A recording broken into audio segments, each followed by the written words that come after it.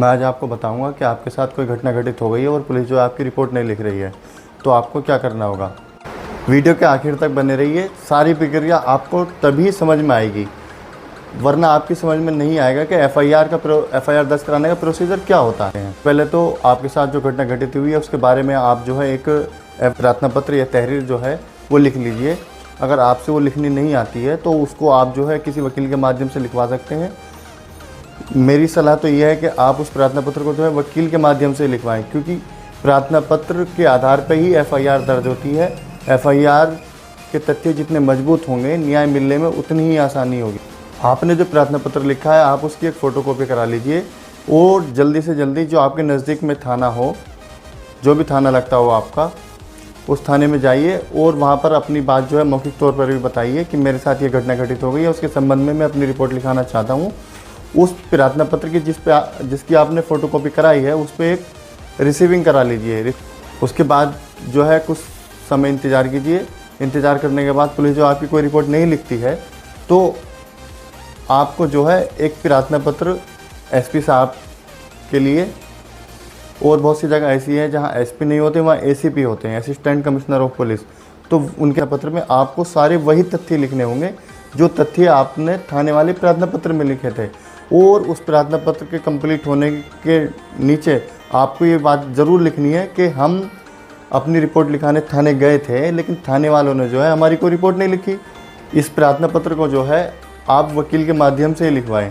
इस प्रार्थना पत्र को आप दो तरीके से दे सकते हैं। एक तो आप जो है उनके कार्यालय में जाकर उपस्थित हो सकते हैं और अपनी बात बता सकते हैं कि हमारे साथ ये घटना घटित हो गई है और हम अपनी रिपोर्ट लिखाने थाने गए थे, लेकिन थाने वालों ने कोई रिपोर्ट नहीं लिखी। उसकी फ़ोटोकॉपी ये रही जिस पर थाने वालों ने हमें रिसीविंग दी थी।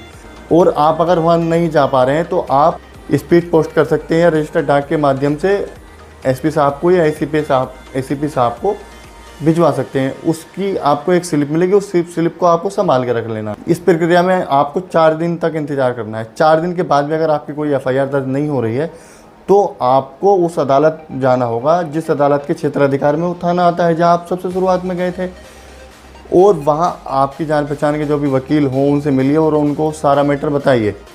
उसके बाद आपके वकील साहब जो हैं धारा 175(3) भारतीय नागरिक सुरक्षा संहिता के अंतर्गत अदालत के समक्ष एक आवेदन दायर करेंगे और सारे तथ्य उसमें लिखे होंगे।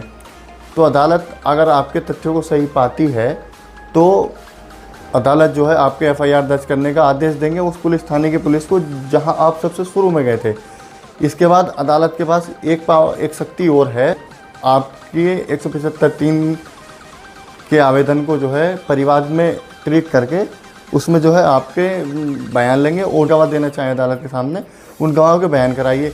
अदालत आपके बयान से अगर संतुष्ट है तो वो व्यक्ति जिसने आपके साथ घटना घटित की थी, क्राइम किया था, उसके विरुद्ध या तो गैर जमानती वारंट जारी कर सकते हैं या उसके विरुद्ध जो है वो समन जारी कर सकते हैं। तो आपका मुकदमा अदालत से डायरेक्टली भी शुरू हो सकता है और अदालत के आदेश के बाद जो एफआईआर आपकी थाने में दर्ज होगी उसके भी यहाँ पर भी शुरू हो सकता है।